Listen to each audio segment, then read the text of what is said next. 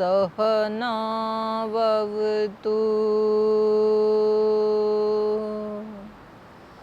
सहनौ भुनक्तु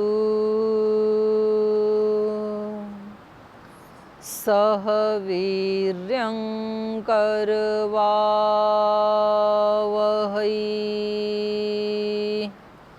तेजस्विनावधीतमस्तु मा विद्विषावहै। ॐ शान्ति शान्ति शान्तिः।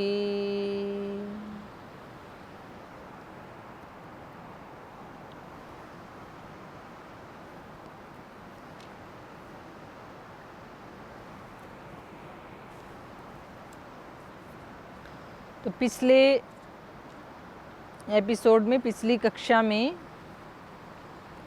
हम पढ़ रहे थे कि जो रामायण व्रती व्यक्ति है उसको जो चांडाल पतित आदि हैं उनको दान नहीं देना चाहिए। और दान देने, किसको दान देना चाहिए फिर? तो वहाँ दान देने का प्रसंग चल रहा है, जो रामायण की विधि चल रही थी। रामायण शुरू कब करें, कैसे करें, उसको करते समय मन स्थिति कैसी हो, घर आदि पवित्र हों, वस्त्र आदि पवित्र हों, स्वस्ति वाचन करें, होम करें अर्थात यज्ञ करें, हवन करें। और जब वो पूरा अनुष्ठान पूरा हो जाए तो ज़रूर कुछ दान दें। तो दान किसको दें? तो वह यहाँ इन्होंने बताया था कि जो वेदज्ञ जो विद्वान हैं उनको देना चाहिए। ये वेद विदुषे गाम दद्यात स दक्षिणाम, दक्षिणा सहित जो वेद को जानने वाले हैं, वेद में जो विद्वान हैं उनको दक्षिणा सहित गो आदि देना चाहिए। रामायण की पुस्तक भी उनको दान में देनी चाहिए और वस्त्र अलंकरण आदि ये सब भी उनको देने चाहिए। तो ये कोई भी मिले उसको नहीं देना चाहिए। तो इसके लिए पीछे एक प्रसंग आया था कि चांडाल पतित आदि हैं उनको कभी भी दान नहीं देना चाहिए। तो ये इनका, रीता जी का प्रश्न था कि पीछे हमने पढ़ा जो उतंग और कलिक नाम का जो व्याध है उनकी कथा हमने सुनी। तो जो कलिक नाम का जो व्याध है, जो डकैत है, तो वो तो उनकी हत्या करने के ऊपर आया हुआ था और उन्होंने उनको सौम्य कह करके पुकारा। और यहाँ हमने ऊपर के श्लोकों में पढ़ा कि ये जो ऐसे ऐसे चांडाल पतित हैं उनको वांग मात्रेण अपि न अर्चयेत, वाणी मात्र से भी उनका सम्मान ना करें। उनको वस्तु आदि देना, धन देना, वस्त्र अलंकार आदि देना, ये तो बहुत दूर की बात है। वाणी से भी उनका सम्मान नहीं करना चाहिए। तो इनका प्रश्न ये है कि वहाँ तो वो उनको सौम्य कह रहे थे, उनका सम्मान कर रहे थे, और यहाँ हम कह रहे हैं कि उनका सम्मान नहीं करना चाहिए। तो ये दोनों बिल्कुल अलग प्रसंग हैं। वहाँ का जो प्रसंग था कि जब कोई शठ व्यक्ति हमारे सामने आ गया तो अब हमें क्या करना है? अब हमारा सबसे पहला धर्म ये है कि हम कोशिश करें उसकी शठता का नाश हो। तो हम कुछ ऐसा उपाय करें, उसको हम प्रेरणा देने की कोशिश करें। क्योंकि जब हमें ये पता लग रहा है कि अब ये व्यक्ति मुझे मारने ही वाला है, वहाँ की जो स्थिति थी वो ये थी कि उसका एक पैर उसकी छाती पे रखा हुआ है, गर्दन को उसने पकड़ रखा है, एक हाथ में तलवार है। ये व्यक्ति कुछ भी नहीं कर सकता है, इसके पास केवल जान का हथियार है। तो जब आपत धर्म आ गए, जब मौत सामने है, तो व्यक्ति को कौन सा हथियार प्रयोग करना चाहिए? जो उसके पास है, जो भी है। यदि उसके पास अस्त्र शस्त्र है तो उसका करना चाहिए। क्योंकि अभी क्या है, सबसे प्रमुख क्या है? प्राण बचाना। और किसी भी अवस्था में यदि ये लग रहा है कि प्राण तो बचने हैं ही नहीं, तो भी फिर चलते चलते कोई तो शुभ कर्म करके जाना अंतिम समय। तो उसका प्रसंग बिल्कुल अलग है। तो उनको क्या लगा कि मेरे पास एक ज्ञान का और साधना का अस्त्र है, तो मैं अंतिम समय उसका प्रयोग करके देख लेता हूँ। अगर तो उसके प्रयोग से इस व्यक्ति की दुष्टता नष्ट हो जाती है तो हम दोनों ही बच जाएंगे, और अगर तो इसकी दुष्टता नष्ट नहीं होती है तो मुझे तो मरना ही है। तो कम से कम मैं मरते मरते एक शुभ कर्म तो करके जाऊंगा, एक बीज तो बो के जाऊंगा। तो मेरे खाते में, तो मेरे अकाउंट में तो एक पुण्य का कर्म लिखा जाएगा ना, ऐड हो जाएगा। और वो बीज बोने से हो सकता है आज नहीं तो कल इसका चित्त परिवर्तन हो जाए, तो भी वो उसमें फायदा ही है। और यदि सर्वथा परिवर्तित ना भी हो तो भी मैंने तो अंतिम समय तक अपना शुभ कर्म किया, तो वहाँ तो उसको ऐसे ही करना चाहिए। यहाँ स्थिति है दान देने की। तो दान के लिए उन लोगों का निषेध किया है, क्योंकि अगर हम कोई ऐसा बड़ा अनुष्ठान करके ऐसे दुष्ट लोगों को दान देने लगेंगे, उनका सम्मान करने लगेंगे, तो दो हानि होंगी। एक तो जो श्रेष्ठ आचरण करने वाले जो लोग हैं, वेद आदि को जानने, वेदवित्त हैं, तो उनकी वेद में श्रद्धा ही नहीं बनेगी। और जो बिल्कुल दुष्ट आचरण करने वाले हैं वो दुष्ट आचरण में और ज़्यादा आगे बढ़ जाएंगे।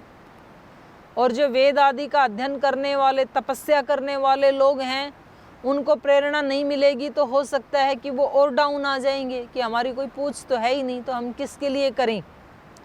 तो क्या होगा, फिर लोक से वेद आदि जो सत आचरण है उसका तो लोप होने लगेगा, और ये चंडाल आदि, पतित आदि का जो दुष्ट आचरण है वो फिर बढ़ने लगेगा।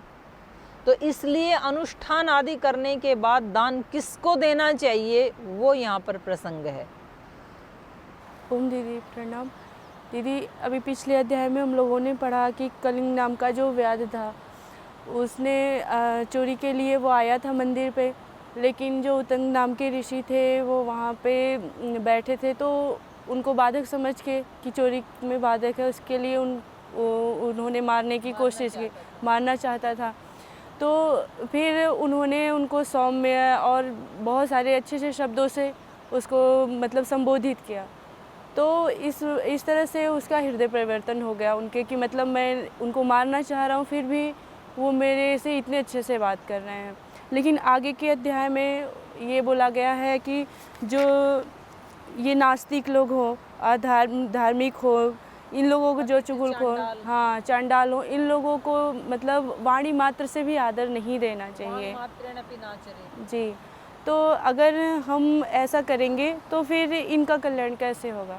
अगर हम इनको आदर नहीं देंगे तो फिर इनका कल्याण कैसे होगा? हाँ, क्योंकि वाणी से भी यदि हम उनका गुणगान करेंगे तो वो तो बढ़ जाएंगे ना। फिर वो कहेंगे देखो फलां व्यक्ति ने भी हमारा सम्मान किया। अगर उनके पास मोबाइल होगा तो मोबाइल में रिकॉर्डिंग करेंगे कि देखो हम स्वामी जी के पास गए थे और स्वामी जी ने हमारे बारे में कितने अच्छे अच्छे शब्द कहे। तो वो तो अपने आप को पूरा वो मानेंगे ना, हीरो मानने लगेंगे। तो फिर वो तो उस काम में और ज़्यादा आगे बढ़ जाएंगे। तो ऐसे व्यक्तियों का तो मतलब उनका अपमान करना भी अच्छा नहीं है। अपमान करने की दो हानि है, एक तो हमारे वाणी आदि उससे दूषित होंगे, एक हानि है, और दूसरी हानि ये है कि कई बार वो जान के शत्रु बन जाते हैं। तो ऐसे समय में जान ले लेंगे तो ये व्यक्ति लोक उपकार नहीं कर पाएगा। जैसे महर्षि दयानंद ने वेश्या का अपमान कर दिया और उनको ऐसे शब्द बोले वेश्या को कि वो बिल्कुल तिलमिला गई, उसको सहन नहीं कर पाई, और उस अपमान का बदला लेने के लिए उसने महर्षि की जान ले ली, उनके रसोइये को तैयार कर लिया।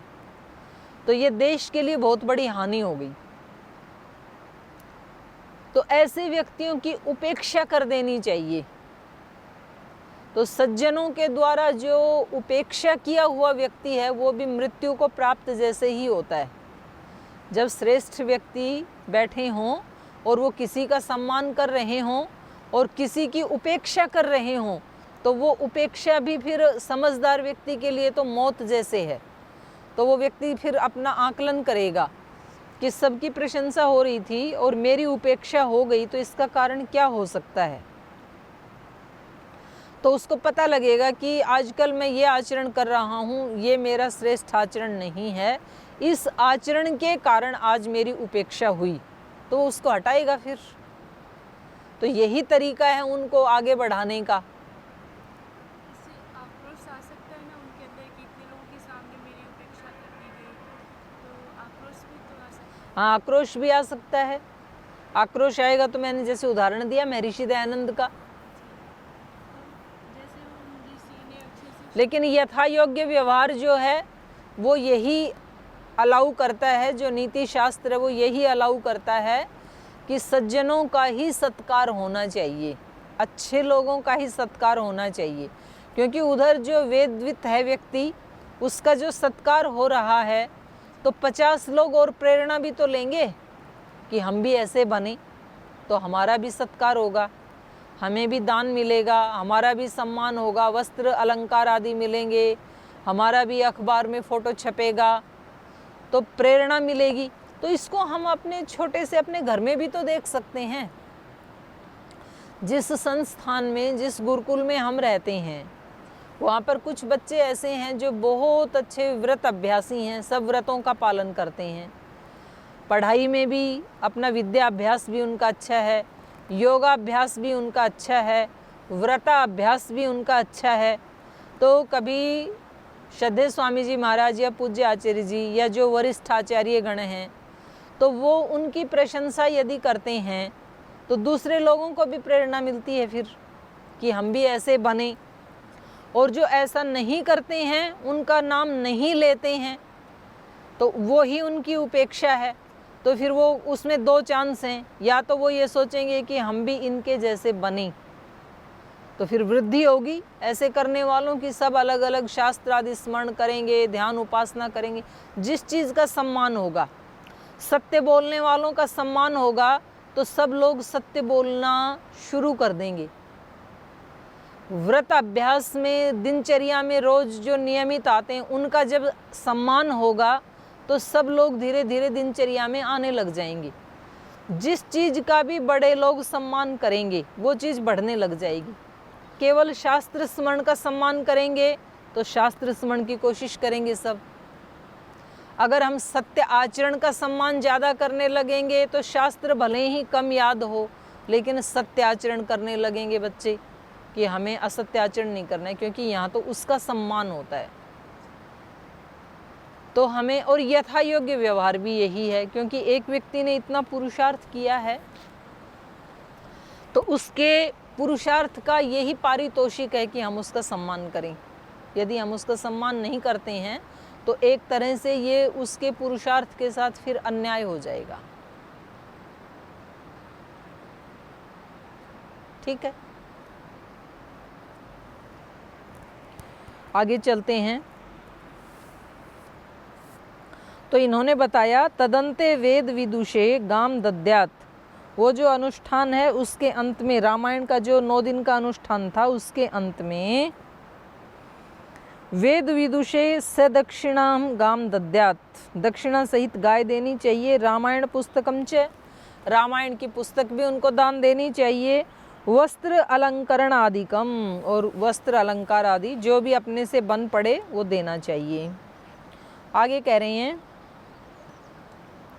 रामायण पुस्तकम यो वाचिकाय प्रयच्छति स याति विष्णु भवनं यत्र गत्वा न शोचति न वा हजः फलं कर्तु शृणु धर्मविदां वर पंचम्यां तु समारभ्य रामायण कथामृतं कथाश्रवणमात्रेण सर्वपापैः प्रमुच्यते यदि द्वयं कृतं तस्य पुण्डरीकफलं लभेत् व्रतधारी तु श्रवणं यः कुर्यात् सः जितेन्द्रियः अश्वमेधस्य यज्ञस्य द्विगुणं फलमश्नुते चतुः श्रुतं येन कथितं मुनिसत्तमाः स लभेत् परमं पुण्यम् अग्निष्टोमाष्टसम्भवम्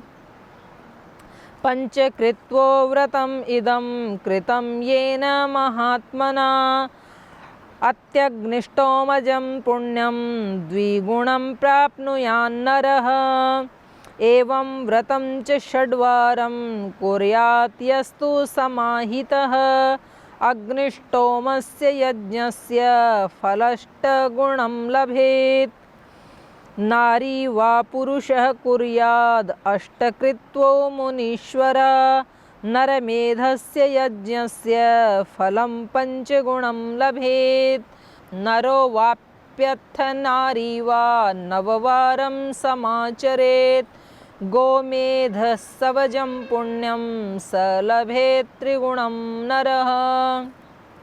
तो यहाँ ये बताया जा रहा है कि रामायण का ये अनुष्ठान कितनी बार करना चाहिए और कितनी बार करने से क्या फल मिलता है, उसकी यहाँ पर चर्चा की जा रही है।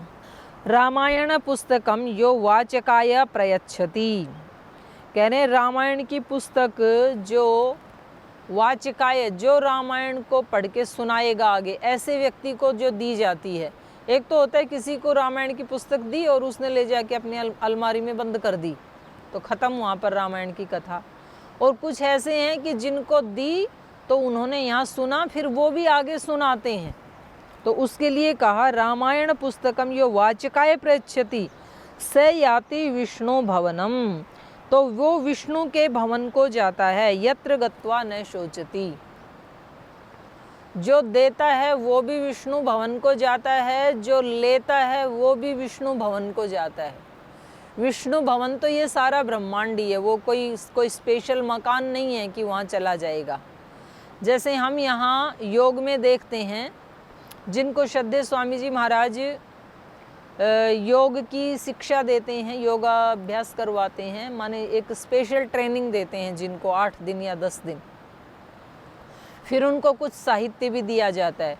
तो कुछ साधक तो ऐसे हैं कि जो उसको ले जा करके और अपने घर में रख देते हैं।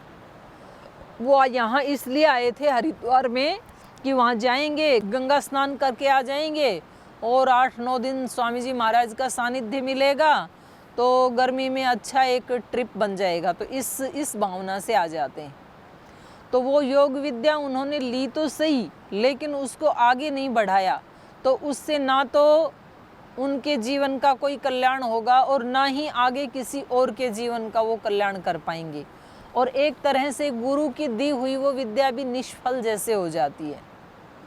अभी हमने मंत्र पाठ किया, तेजस्विनावधीतम अस्तु। हमारा पढ़ा पढ़ाया तेजस्वी होना चाहिए। तेजस्वी का मतलब है वो आगे बढ़ना चाहिए। यदि हमने यहाँ चर्चा की और वो चर्चा यहीं समाप्त हो गई, तो फिर क्या फ़ायदा इस चर्चा का। तो ऐसे ही ये जो रामायण की कथा है, ये जो सुनता है और सुनाता है, और जो अनुष्ठान करने वाला व्यक्ति किसी को ये पुस्तक भेंट देता है, तो एक ऐसे व्यक्ति को यदि दें जो आगे उसको आगे चलाएगा, सिलसिले को सुनाएगा किसी को, भले ही अपने घर में ही उसको सुनना सुनाना जारी रखें, कोई और ना मिले तो ज़रूरी नहीं है सब कथावाचक ही बनेंगे। और एक वो व्यक्ति है कि वो उसने पुस्तक ले तो ली, लेकिन उसने उसको ऐसे ही रख दिया, तो वो फिर ऐसे ही रखी रहेगी, तो फिर तो वो ज्ञान जो है वो आगे नहीं बढ़ पाएगा। और जो उसको आगे बढ़ाएगा स याति विष्णु भवनम, तो वो बार बार उसको पढ़ेगा, तो ये जो सारे ब्रह्मांड में उस परमात्मा का जो अस्तित्व है उसको वो जान जाएगा, फिर वो उसकी अनुभूति में आएगा। और वहाँ तत्र गत्वा न शोचति, उसको प्राप्त करने के बाद वो शोक से तर जाएगा, फिर वो शोक में नहीं रहेगा। क्योंकि मनुष्य जीवन का जो सबसे बड़ा लक्ष्य है वो है शोक को तरना और शांति को प्राप्त करना। अर्जुन ने भी गीता में अपनी यात्रा शोक से शुरू की थी, और हम सबके जीवन भी किसी न किसी शोक से युक्त हैं। किसी के जीवन में अत्यंत शोक है, तो किसी के जीवन में मध्यम है, तो किसी के जीवन में थोड़ा बहुत है, लेकिन हम सब शोक से युक्त आत्माएं हैं। और हमारा लक्ष्य है शोक से मुक्त होना और शांति से युक्त होना। तो इसलिए यहाँ पर कहा कि स याति विष्णु भवनम यत्र गत्वा न शोचति नवहज फलम कर्तु शृणु धर्म विदाम वरह। तो कह रहे हैं कि धर्मात्माओं में श्रेष्ठ हे सनत कुमार, धर्म विदाम वरह, धर्म को जानने वालों में श्रेष्ठ। तो यहाँ ये कथा नारद जी सुना रहे हैं, सनत कुमार को सुना रहे हैं। तो सनत कुमार जी के लिए यहाँ पर संबोधन किया है धर्म विदाम वर शृणु, हे धर्म को जानने वालों में श्रेष्ठ सनत कुमार, शृणु नवहज फलम कर्तुहु।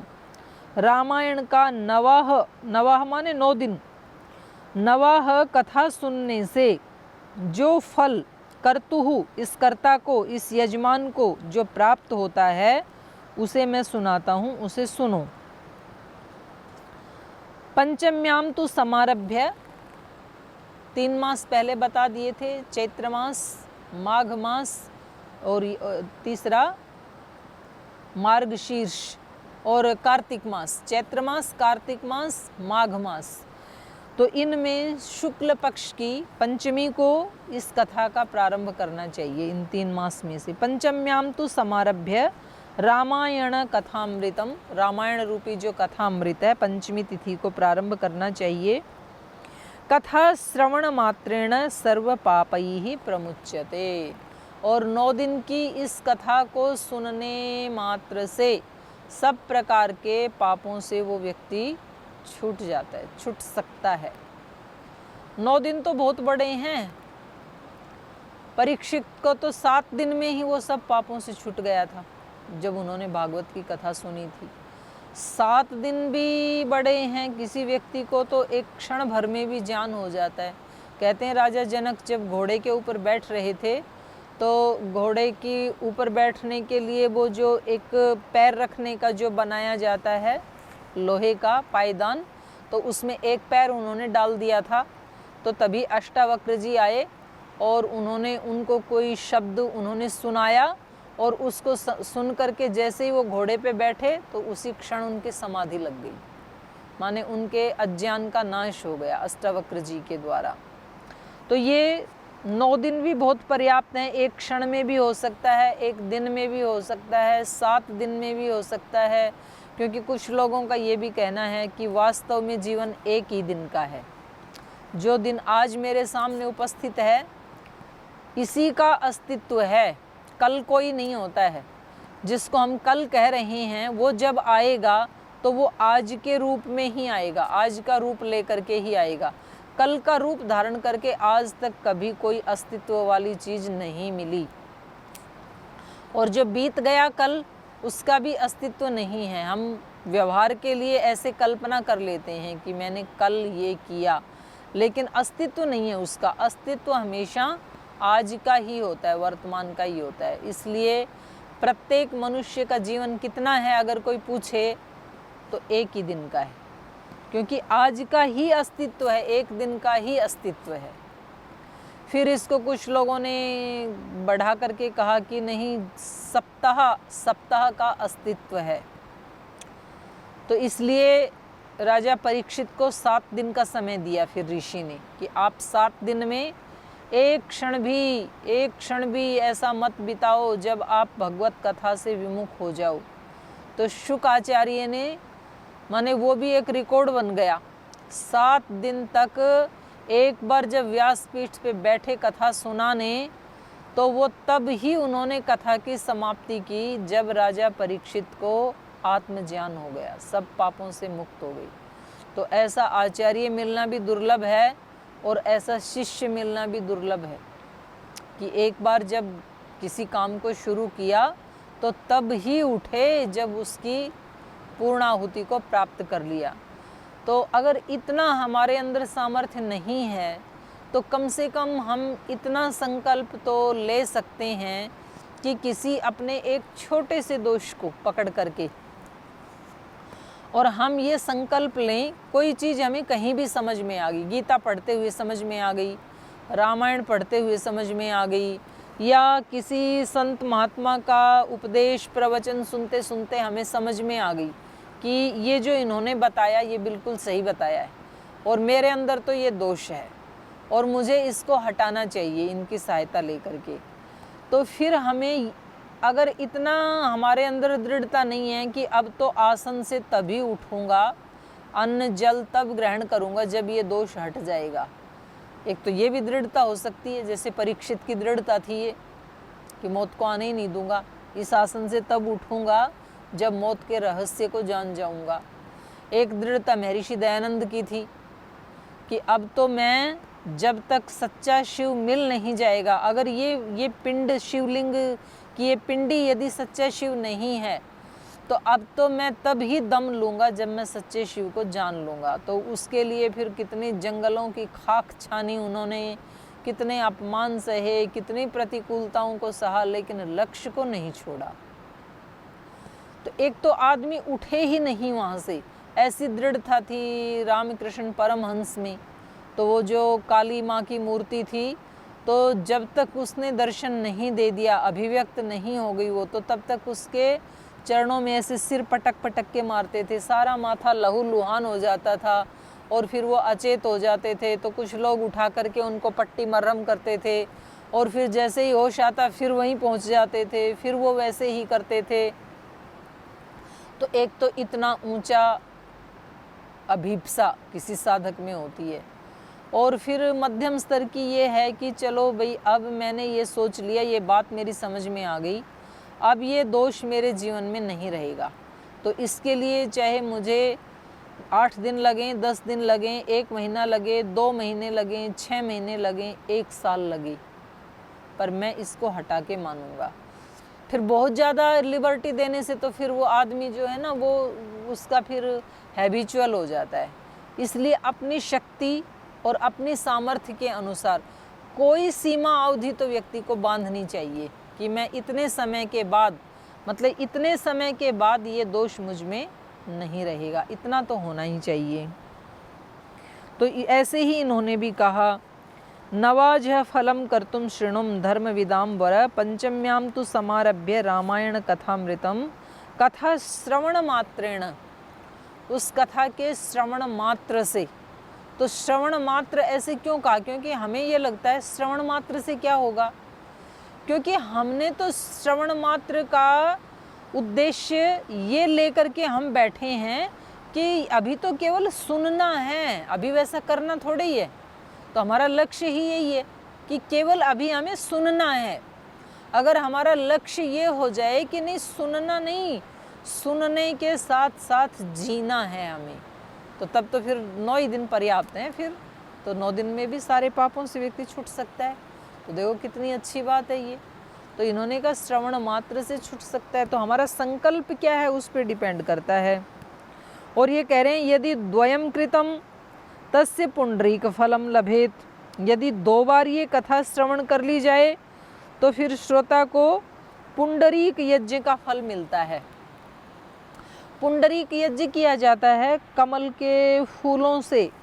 जो महर्षि वाल्मीकि ने सीता माता को जो 21 दिन का व्रत करवाया था कमल के फूलों से, एक विशेष पूजा जो करवाई थी, उसको कहते हैं पुंडरीक यज्ञ। यदि द्वयम कृतम तस्य पुंडरीक फलम लभेत व्रतधारी तु श्रवणम यह कुर्यात स जितेंद्रिय। और जो 2 बार इसका श्रवण करेगा तो इस यज्ञ का फल प्राप्त होगा। और व्रतधारी जो इसका व्रत करेगा कि मैं 2 बार सुनूं, तो वो स जितेंद्रिय, वो जितेंद्रिय हो जाएगा। अश्वमेधस्य यज्ञस्य द्विगुणम फलम अश्नुते। तो फिर वो अश्वमेध यज्ञ का जितना फल होता है उससे भी डबल फल को वो प्राप्त करता है। स लभेत परम पुण्यम अग्निष्टोमाष्ट संभवम। और कह रहे हैं कि जिसने 4 बार चतुः कृत्वा, 4 बार जिसने इस कथा को सुन लिया तो उसको 8 अग्निष्टोम, अग्निष्टोम भी एक बहुत बड़ा यज्ञ होता है। तो अगर किसी ने इसको 4 बार सुन लिया, माने डबल फल बता रहे हैं, तो उसको 8 बार अग्निष्टोम यज्ञ करने का फल प्राप्त होता है। तो श्रवण की बहुत बड़ी महिमा है। हमारे यहाँ शास्त्रों में जब किसी व्यक्ति की महत्ता को बताया जाता है तो उसके लिए दो शब्दों का ज़्यादा प्रयोग किया जाता है कि वो जो फला आचार्य हैं वो ब्रह्मनिष्ठ बहुश्रोत्रिय। बहुश्रोत्रिय मतलब बहुत सुना है उन्होंने, माने एक ही सत्य को बार बार, जैसे कहते हैं ना कि एक झूठ को बार बार कोई सुनाता रहे तो वो सत्य जैसे प्रतीत होने लगती है। तो ऐसे जो ज्ञानी लोग हैं उन्होंने एक सत्य को एक बार सुना, उसको जाना, उसके बाद वो बार बार उसी का ही कथन करते हैं, उसी का श्रवण करते हैं, उसी को जीवन में जीते हैं, बार बार उसी का अभ्यास करते हैं। तो इसलिए सांख्य दर्शन में भी एक सूत्र आता है, न सकृद श्रवणेन, एक बार सुनने मात्र से दोष नष्ट नहीं होते हैं, अनादि वासनाया बलवत्वात्, क्योंकि अनादिकाल से चली आ रही जो हमारी वासनाएं हैं वो बहुत बलवान है। तो बलवान पेड़ को काटने के लिए एक बार कुल्हाड़ा मारना पर्याप्त नहीं है, मारते ही रहना पड़ेगा बार बार बार बार जब तक कि वो कट ना जाए। तो ये शास्त्र वचन हमारे अज्ञान को काटने के लिए ऐसे ही कुल्हाड़े का काम करते हैं। तो शेष चर्चा हम अगले सत्र में इसको करेंगे। आज ही कक्षा को विराम देते हैं।